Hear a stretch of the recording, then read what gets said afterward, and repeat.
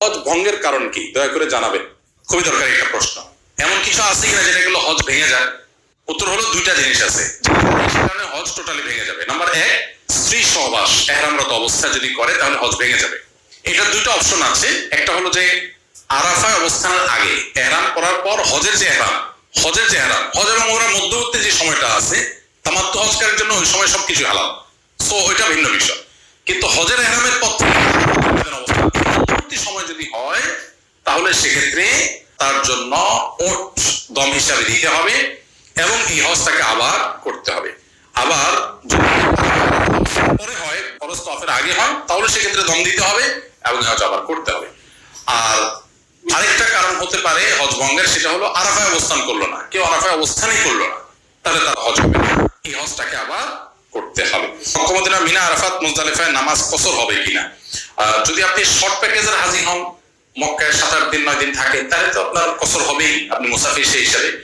আর বাইরে কসর হবে কিনা এটা নিয়ে ওলামাদের দুইটা মত আছে। একটা ওলামাদের মত হলো যে হজের অংশ হিসাবে মিনা মুজদালিফা আরাফা সকল নামাজ কসর হবে হজের অংশ হিসাবে, কারণ নবী সাল্লাল্লাহু আলাইহি ওয়াসাল্লাম এখানে কসর করেছে।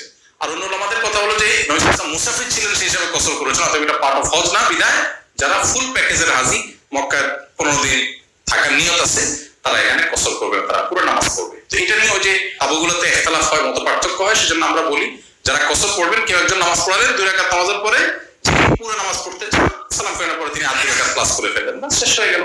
আলাদা করে এটার জন্য গন্ডগোল ফাসাদ আলাদা গ্রুপিং করার দরকার নেই। দুর্ভাগ্যজনক হলো আমাদের বাংলাদেশের তাবুগুলোতে শুধুমাত্র এগুলো নিয়ে গ্রুপিং হয়, আমরা গ্রুপিং অ্যাভয়েড করব। মুসাফির বা শর্ট প্যাকেজের হাজি বা যিনি 2 রাকাত নামাজ পড়ার মতটাকে উপর আমল করেন তিনি ইমামতি করলেন, তার পিছনে বাকি যারা আছেন যদি কেউ এক্সট্রা 2 রাকাত পড়তে চান সালাম ফেরানোর পরে ক্লাস করলেন। বিষয় হলো যে একদল ওলামাদের মতে মিনা মুজদালিফা আরাফার নামাজগুলো হলো পার্ট অফ হজ হিসেবে সব কসর, কারণ নবী সাল্লাল্লাহু আলাইহি ওয়াসাল্লাম কসর করেছেন, শেষ, দ্যাটস ইট। হানাফি ফকিহগণ ফুকাহায়ে কেরাম এবং অন্য ফকিহের মতে যদি আপনি মুসাফির না হন, 15 দিন বেশি থাকেন, তাহলে সেক্ষেত্রে আপনি ফুল নামাজ পড়বেন, না হলে আপনি কসর পড়বেন। তো আমি কসর পড়ি, আমি সাধারণত কসর পড়ি। আমি বলি যারা পুরো পড়তে চান তারা পরে 2 রাকাত ক্লাস করবেন, শেষ। 20 এপ্রিল আমার ফ্লাইট, আমার স্ত্রীও আমার সাথে যাচ্ছেন। যাওয়ার সময় যদি তার মাসিক হয়ে যায় তাহলে সে তো আমাদের সাথে উমরা করতে পারবে না, তার বিধান কি?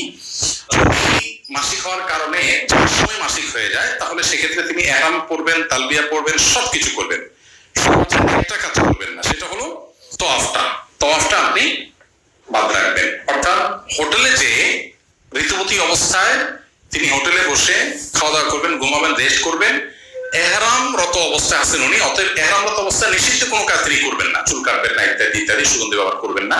হাজবেন্ড যারা আছেন সাথে তারা উমরা যথারীতি সম্পন্ন করবেন। উনি যেদিন সুস্থ হন সেদিন তিনি উমরা করবেন, বাস। এর জন্য কোনো দম নাই, কিছু নাই, শুধুমাত্র একটাই জিনিস, উমরার অবস্থায় যে রেস্ট্রিকশন গুলো আছে সেগুলো তাকে মেনটেন করে যেতে হবে। অর্থ এবং বিভিন্ন ইত্যাদি কোথায় রেখে যাওয়া নিরাপদ, খুবই গুরুত্বপূর্ণ প্রশ্ন। সাধারণত হোটেলগুলো সেফ থাকে, তারপরে হোটেলগুলোতে মাস্টার কি থাকে, ওখানে হোটেলে যারা পরিচ্ছন্নতা কর্মী তারা যে কোনো সময় ঢুকতে পারে। এই জন্য খুব ভালো হয় যদি টাকা পয়সা আপনি ওখানে কোনো লকার থাকে, লকার রেখে যান। সব হোটেলে লকার থাকে না, ম্যাক্সিমাম হোটেলগুলোতে লকার থাকে না। কার্ড বা টাকা পয়সা গুলো আপনার সাথেই রাখতে হবে। হোটেল রাখতে পারেন কিন্তু হোটেলে 100% গ্যারান্টি দেওয়া কঠিন। তবে এটা নিয়ে যে সিসি ক্যামেরা যেহেতু আছে, কেউ ঢুকলে বের হলে এটা বের করা সম্ভব, আমাদের দেশের মতো না যে সেখানে কেউ চুরি করে পার পেয়ে যাবে। তবে পাসপোর্ট সাথে রাখার কোনো যুক্তি অন্তত তওয়াফের সময় নেই, কারণ হারাবার ভয় থাকে, পাসপোর্ট হারানোর হ্যাসেল এটা তো আর বলে শেষ করা যাবে না, কারণ আপনাকে আউট পাস নিতে হলে এম্বাসি থেকে অনেক হ্যাসেল নিতে হবে। এই জন্য সব হারা গেল, পাসপোর্টটা যেন না হারায়, এই জন্য পাসপোর্টটা রুমে রেখে যাবেন। রুমে রেখে গেলে পাসপোর্ট হারাবার ভয় নেই। টাকা পয়সা রুমে যদি আপনি আপনার লাগেজের মধ্যে রেখে লক করে যেতে পারছেন, সেটা সবচেয়ে সেফ, লকার না থাকলে। আর না হলে সাথে বেল্টের মধ্যে নিরাপদে নিয়ে যেতে পারলে সেটা আপনার ব্যাপার। প্রস্রাব পায়খানা জনিত অসুস্থতা থাকলে একটু পরপর কি ওয়াশরুমে গিয়ে চেক করা জরুরি, নাকি আল্লাহর উপর তাওয়াক্কুল করব? এটা এক রকমের ওয়াসওয়াসার রোগ, এটাকে প্রশ্রয় দেওয়া যাবে না। অহেতুক পেশাব আসছে কি আসে নাই আমি একটু পরপর চেক করি, এটা রোগ, এটাকে প্রশ্রয় দেওয়া যাবে না। বরং নবী সাল্লাল্লাহু আলাইহি ওয়াসাল্লাম বলেছেন কারো পেশাবের পর ফোঁটা আসছে কিনা অহেতুক সন্দেহ হলে সে ভিজা হাত এরকম ছিটা দিবে। অনেকের অহেতুক সন্দেহ তৈরি হয়, এগুলোকে পাত্তা দেওয়া যাবে না। হ্যাঁ, যদি সিরিয়াসলি আপনার এরকম সমস্যা থাকে তাহলে আপনি চেক করবেন, কিন্তু সিরিয়াসলি না হলে, অহেতুক হলে সেটাকে অ্যাভয়েড করবেন। যদি মনে হয় না প্রবল সম্ভাবনা আছে 10 বার চেক করলে 8 বারই আমি পাই, তাহলে সেক্ষেত্রে আপনি অবশ্যই চেক করবেন। এক্ষেত্রে আরেকটা প্রশ্ন দেখছিলাম আরেক ভদ্রলোকের, সম্ভবত এখানে আছে, লিখছেন যে কোনো কাপড় টাপড় দিয়ে রাখতে পারবেন কিনা। পারবেন, অসুবিধা নেই, কোনো কাপড় দিয়ে রাখতে পারেন, কিন্তু এই যে জাঙ্গিয়া ইত্যাদি আপনি করতে পারবেন না। অনেকে হতে পারেন এমন বয়স্ক মানুষ সবসময় পেশাব পায়খানা আসতেই থাকে, অসুস্থ মানুষ, তাহলে সেক্ষেত্রে মাজুর হিসাবে তিনি ওই যে বড়দের যে পেপারস আছে সেগুলো ব্যবহার করতে পারবেন। হাঁটু ব্যথার করতে ওমরার সাই শেষ করার পর চুল কাটতে হবে কিনা, যেহেতু এহরাম খুলে হালাল হচ্ছে না। কেরান হজকারী ব্যক্তি ওমরা করবেন, ওমরা করার পর মেইন হজ করবেন, মাঝে যে গ্যাপটা আছে এই গ্যাপটাতে তিনি সবই করবেন, শুধু এহরামের কাপড় অবস্থায় থাকবেন, এহরামের কাপড়টা শুধু খুলবেন না, এছাড়া বাকি এজল সব চলবে। 10 তারিখ পাথর নিক্ষেপ করেই কোরবানি ও মাথা মুন্ডন ফরজ, আগে তওয়াফ ও সাই করে ফেলা যাবে কিনা। 10 তারিখে পাথর নিক্ষেপ করে কোরবানি এবং মাথা মুন্ডন ছাড়া তওয়াফ করতে পারবেন। হজের যে ফরজ তওয়াফ, এটার জন্য কোরবানি বা মাথা মুন্ডন জরুরি না, আগে করে হলে সমস্যা। আমিও আমার হাজবেন্ড একসাথে হজে যাচ্ছি ইনশাআল্লাহ, আমারও আমার স্বামীর মধ্যে তর্ক হয় খুব, তাই এর জন্য করণীয় একটু জানাবেন। স্ত্রীর মধ্যে ঝগড়া, ওই যে হজ পুরো জিনিসটাতেই ঝগড়া করতে আল্লাহ নিষেধ করেছেন, সেখানে স্বামী স্ত্রী মানে নিজের ঘরের লোক তার সাথে ঝগড়া, মানে কত ভয়াবহ হতে পারে। ঝগড়াগুলো হয় কি, ব্যাগটা তোমার সামনে দিয়ে দেখছো যে আরেকজন লোক, গত বছর আমাদের পরিচিত এক ভদ্রলোক, গত বছরই সম্ভবত হাজি ক্যাম্পে আমার সাথে দেখা, আমার পরিচিত, তো দেখি সাথে অনেক মহিলা। আমি বললাম এত মহিলা, তো বলো যে আমার ওয়াইফ দুইজন, আমার ওয়াইফ আর একজন আমার বোন। তাই বললাম ওয়াইফ দুইজনকে একসাথে হজে নিয়ে যাচ্ছেন, ভালো কথা, তো বোন আমার সাথে এটা সায়েন্স কি?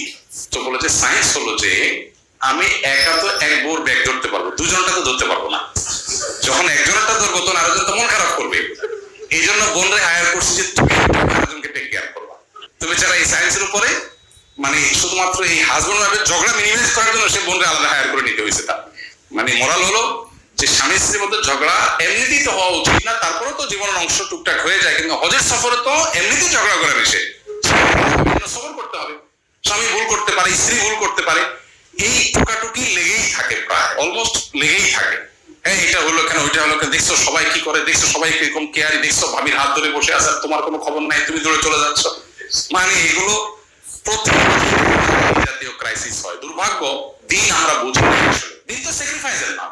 আমার স্বামী আমার হাত ধরেন নাই, তিনি অন্য অনেক ক্ষেত্রে অনেক কেয়ারি, হয়তো আর কেয়ারি না হোক তিনি চরিত্রবান আলহামদুলিল্লাহ, আরেকজন অনেক হাত ধরে সে হয়তো দুশ্চরিত্রবান, তার হয়তো অন্য ল্যাকিংস আছে, সান্ত্বনা দেওয়ার চেষ্টাটা আমাদের মধ্যে থাকতে হবে ইনশাআল্লাহ।